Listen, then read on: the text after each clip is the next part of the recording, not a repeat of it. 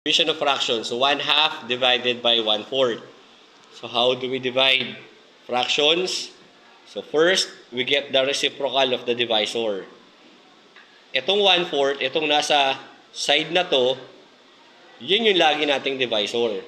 So you get the reciprocal of 1/4. So how do we get the reciprocal? Again, reciprocal. Or, yung ibang term sa reciprocal is multiplicative inverse. Okay? Pero sa division kasi, they use the term reciprocal. Okay? You get the reciprocal of 1/4. Pagpapalitin mo lang yung pwesto niyan.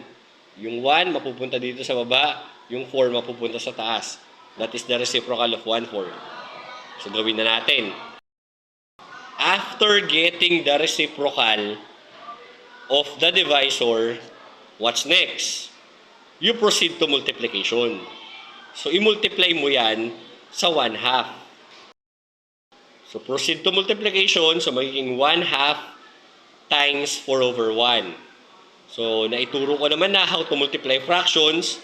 So syempre yun ang gagawin natin. So 1 times 4, 4. 2 times 1, 2. So magiging result niyan is 4/2. O naituro ko na rin naman sa inyo what's the meaning of fraction line. Okay? A fraction is also division. Kung mapapansin ninyo, 4, yung 4 na numerator is divisible by 2 nung denominator. So, sir, pwede bang i-divide yan? Yes, pwede yan. I-divide mo yan. So, 4 divided by 2, the answer is 2.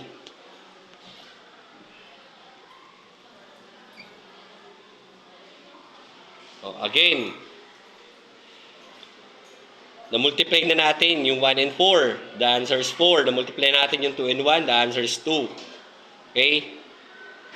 Napansin mo, 4 is divisible by 2. Sir, di ba sabi mo, yung fraction is also division. So, pwede ba naming i-divide yung 4 by 2? Pwede.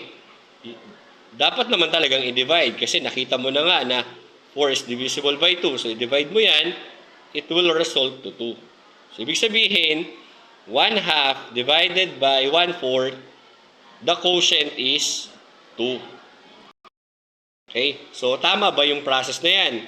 O di, gamitin natin yung 1/2 crosswise mo. Halimbawa, you have 1/2 crosswise.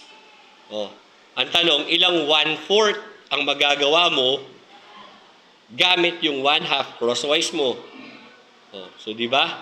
Dalawa. Kasi, hahatiin mo lang siya sa dalawa eh. Ipo-fold mo lang yung 1/2 crosswise mo, and then ikakat mo siya, you already have 2 pieces of 1/4 sheet of paper. So, tama yung process na you get the reciprocal. After getting the reciprocal, you multiply. Okay, and of course, since fraction yung pinag-uusapan natin, always express your answer in lowest form. So, lagi nyo rin titignan ang numerator at denominator. Baka kasi pwedeng i-divide. So, i-divide nyo na lang.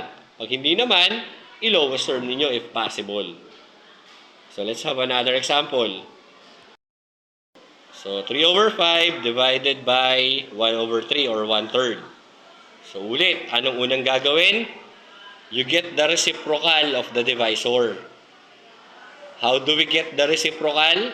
Pagpapalitin mo lang yung pwesto nila. So, ganito magiging itsura niyan. Yung 1/3 naging 3/1 after getting the reciprocal.